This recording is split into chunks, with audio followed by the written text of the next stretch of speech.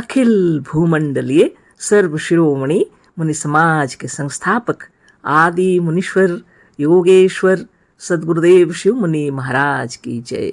उपस्थित मुनि वृंद, साधु सज्जन वृंद, संत वृंद, साधक वृंद, आध्यात्म ज्ञान के जिज्ञासु और प्रेमियों, सभी श्रोता वृंद, आप सभी को मेरा कोटिशः नमन, सप्रेम जय जीव।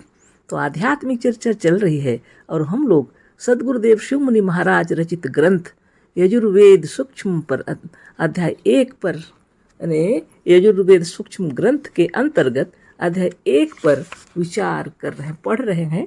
गुरुदेव लिखित है ना, यजुर्वेद में आत्मविद्या अध्याय 1। इसको समझाने के लिए सदगुरुदेव शिव मुनि महाराज यजुर्वेद का अध्याय 32 और मंत्र 4 दिए हैं यहाँ पर, जिसको हम लोग खूब पढ़े है ना।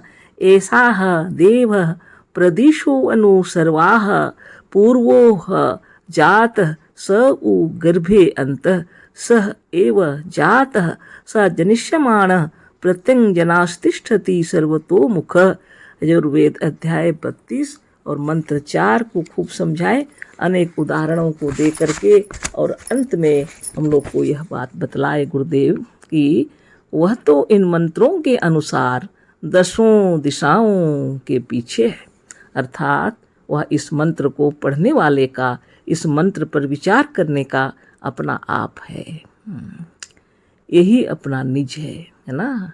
इस मंत्र में जिस देवता या ईश्वर का वर्णन है वह दिशाओं में नहीं, परिधियों में नहीं, संसार के गोल चक्र में नहीं, किंतु वह सब दिशाओं, चक्रों, परिधियों की ओर न होकर केंद्र में है। यहाँ तक कल हम लोग पढ़े, अभी आगे पढ़ते हैं। इस मंत्र में मजहबी ईश्वर का वर्णन कदापि नहीं है। इस मंत्र में तो उसका वर्णन है जो बहुत पहले जन्म ले चुका है, जो जन्मा है या जो जन्म लेने वाला है, और जो गर्भ के भीतर है ना। तो बहुत सुंदर विचार आपके हृदय में, हमारे हृदय में उत्पन्न हुआ। सदगुरुदेव की इस मंत्र के अर्थ को सुन करके, समझ करके हम लोगों ने जाना वास्तविकता क्या। तो सदगुरुदेव और सुंदर से बता रहे हैं कि इस मंत्र में मजहबी ईश्वर का वर्णन कदापि नहीं है। यानी मजहबी ईश्वर किस लिए कहते हैं कि वह केवल काल्पनिक है, उसकी वास्तविकता कहीं पर भी नहीं। वैसा ईश्वर कहीं है ही नहीं, सिर्फ मन के अंदर है। मजहबी ग्रंथों में जो लिखा हुआ है उसको लोग नहीं समझे और अपने कपोल कल्पित ईश्वर को सर्वश्रेष्ठ समझ के और अनेक प्रकार का कार्य कर्म कांड क्या क्या करके रखे हैं। तो सदगुरुदेव इसलिए उसको कहते हैं मजहबी ईश्वर, क्योंकि वो मनगढ़ंत है, केवल उसका अस्तित्व तो नहीं कहीं पर है। सभी धर्म, सभी जात बना बना के और अपने प्रकार से ईश्वर को रखे हुए हैं, इसलिए उसको ईश्वर को मजहबी कहते हैं। जो अपनी आत्मा को मानते हैं वो आत्मज्ञानी होते हैं, जो आत्मा की कल्पना को मानते हैं उसको मजहब कहते हैं, क्योंकि उसके वजह से धर्म, संस्था, दल गढ़े हुए हैं है ना, जो वास्तव में किसी काम के नहीं, केवल युद्ध के काम में आते हैं है ना। इसीलिए गुरुदेव उसको कहते हैं मजहबी ईश्वर है ना। जो आत्मा से बढ़कर और एक ईश्वर की कल्पना किए हैं, और कल्पना करने वाले वो स्वयं ही है। ईश्वर ऐसे ही नहीं टपक पड़ा, ईश्वर को जन्म देने वाले ही मनुष्य ही हैं, दूसरे कोई जीव ईश्वर की कल्पना भी नहीं करते है ना। सदगुरुदेव इसलिए उसको कहते हैं मजहबी ईश्वर। तो जितने प्रकार के नाम आपने सुने हैं आज तक वो आत्मा के हैं वास्तव में, लेकिन लोग उसको नहीं समझकर उसको ईश्वर कह के कहाँ कहाँ बिठा के रखे हैं। पहले तो कल चर्चा हो ही गई, आगे हम लोग इसी पर पढ़ते हैं है ना। तो बहुत सुंदर बात, इस मंत्र में मजहबी ईश्वर का वर्णन कदापि नहीं है, यह तो मालूम हो गया, क्योंकि यह तो अपनी आत्मा के बारे बतलाया जा रहा। इसको हम लोगों ने जाना, 10 दिशाओं के पीछे जो है वह तो आप ही है ना, वह तो हम ही है। तो फिर क्या, आगे पढ़ते हैं।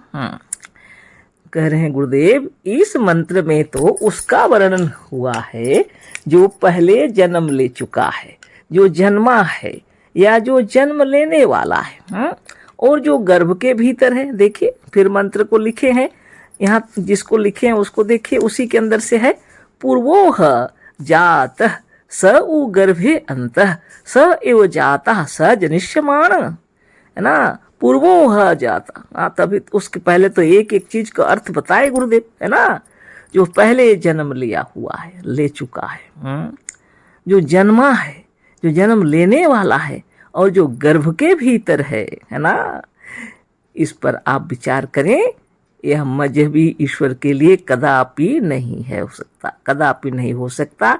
इसमें जो मंत्र का यह भाग है कि स उ गर्भे अंतः, है ना, लिखा हुआ है मंत्र के अंदर स उ गर्भे अंतः। यह मजहबी भाष्यकारों का सारा हौसला ही तोड़ देता है ना। मजहबी भाष्यकार इसलिए कहते हैं क्योंकि वो पक्षपात में रहते हैं, अपने अपने धर्म के ईश्वर को इस मंत्र में ढूंढते हैं और वो दिखाई नहीं पड़ते मंत्र के हिसाब से, तो उनकी हौसला बुलंद थी पहले लेकिन टूट जाती है। सोचते हैं क्या कहें। यह मजहबी भाष्यकार गुरुदेव इसलिए लिखे हैं क्योंकि वो स्वतंत्र विचारक नहीं है। सच्ची बात जो लिखी हुई है उसको तोड़ मरोड़ कर अपने ईश्वर की ओर लाने की कोशिश करते हैं, लेकिन पस्त हो जाते हैं।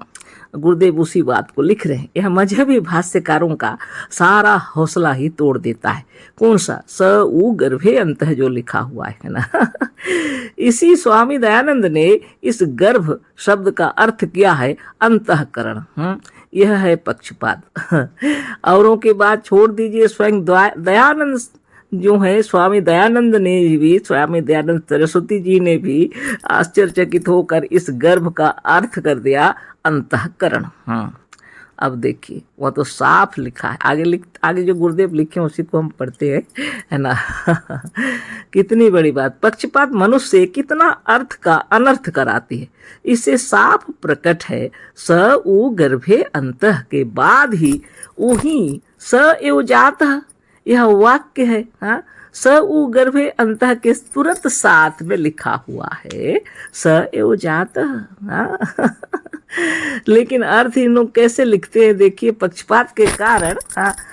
स्वामी दयानंद सरस्वती जी ने भी लिख दिया यह गर्भ का अर्थ अंतःकरण। ऐसे कैसे होगा? गुरुदेव कह रहे हैं यहाँ तो साफ लिखा हुआ है स उ गर्भे अंतः के बाद ही उही स एव जातः लिखा हुआ है। यह वाक्य है, अर्थात वही गर्भ में है। इसका मतलब तो होता है वही गर्भ में है और वही जन्मा है, और सजनिष्यमाण वही जन्मेगा। ऐसे स्थान में गर्भ शब्द के रहने पर गर्भ का अर्थ ना करके अंतःकरण करना कितना बड़ा पक्षपात है। इसे हमारे तमाम पाठक विचार करें। ऐसे पक्षपाती ऋषि क्या पंडित भी कहलाने योग्य नहीं है, ऐसे मंत्र हैं। तो गलतियां कैसे करते हैं देखिए महात्मा लोग, है ना।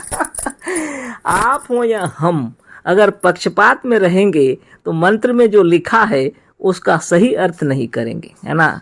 खींचतान के अपनी ओर लाने की कोशिश कर रहे हैं तो कहाँ से होगा अर्थ। वहाँ तो साफ साफ लिखा हुआ है स उ गर्भे अंतः, इसका मतलब इन्होंने कह दिया अंतःकरण। अब कैसे अंतःकरण करेंगे? गुरुदेव कह रहे हैं वहीं सामने लिखा है स एव जातः लिखा है सामने ही। यह वाक्य अर्थात वही गर्भ में है और वही जन्मा है, और साजनिष्यमाणा वही जन्मेगा। बहुत विचित्र बात हो गई। उसका अंतःकरण कैसे करेंगे आप बताइए, कह रहे हैं। तमाम पाठक विचार करें, कह रहे हैं। आगे फिर उसी बात को फिर से लिखे हैं गुरुदेव। एषो ह देव प्रदिशो अनु सर्वाः पूर्वो ह जातः स उ गर्भे अंतः स एव जातः स जनिष्यमाणः प्रत्यंजनास्तिष्ठति सर्वतो मुखः। वही मंत्र है ना। इस मंत्र का अर्थ स्वामी दयानंद ने जो किया है वह निम्नलिखित प्रकार से है। अब इसको भी धैर्यपूर्वक पढ़ लिया जाए तभी तो आप समझेंगे। प्रकाश और अंधकार दोनों को जब सामने नहीं देखेंगे तो आप कैसे जानेंगे सत्य क्या है ना। इसलिए धैर्यपूर्वक इसे भी सुन लिया जाए। तो यजुर्वेद के अध्याय 32 और मंत्र 4 में जो है उसका अर्थ स्वामी दयानंद जी ने क्या किया है तो देखिए। यह पूर्वोक्त ईश्वर जगत को उत्पन्न कर प्रकाशित हुआ, सब दिशाओं में व्याप्त होके इंद्रियों के बिना सब इंद्रियों के काम सर्वत्र व्याप्त होने से करता हुआ सब प्राणियों के हृदय में स्थिर है। यह भूत भविष्यत कल्पों में जगत की उत्पत्ति के लिए पहले प्रकट होता है, वह ध्यानशील मनुष्यों के जानने योग्य है, अन्य के जानने योग्य नहीं है। इस तरह से किया है। बताइए, अभी विचार करते हैं हम लोग, है ना। तो बहुत बड़ी बात हो गई। आगे देखिए, बहुत सुंदर। तो इस तरह से आप सोचिए और विचार कीजिए। यह फिर से हम पढ़ देते हैं, उन्होंने जो अर्थ किया है इसके आगे फिर हम लिखते, गुरुदेव लिखे उसको पढ़ते हैं। इस मंत्र का यही अर्थ स्वामी दयानंद का किया हुआ मंत्र क्या कह रहा है। स्वामी दयानंद क्या कह रहे हैं, कितना मनमाना अर्थ है। यह उन्होंने संभवतः यह नहीं सोचा था कि शायद कभी इसे सांप्रदायिकता से अलग निष्पक्ष पंडित भी देखेंगे या पढ़ेंगे। उन्होंने यह नहीं सोचा था कि संस्कृत जानने वाले निष्पक्ष पंडित जब इस अर्थ को पढ़ेंगे तो क्या कहेंगे। स्वामी दयानंद को क्या इन मंत्रों के अर्थों शब्दों का अर्थ नहीं मालूम था? मालूम रहा होगा, है ना। उन्होंने जानबूझकर अपने मत के पक्षपात वश मंत्र से ईश्वर को सिद्ध करने के लिए यह अर्थ करके सबकी आंखों में धूल झोंका है।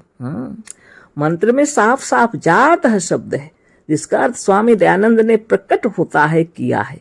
गर्भ शब्द के साथ होने पर भी जात शब्द का अर्थ प्रकट होता है करना कितना बड़ा पक्षपात है।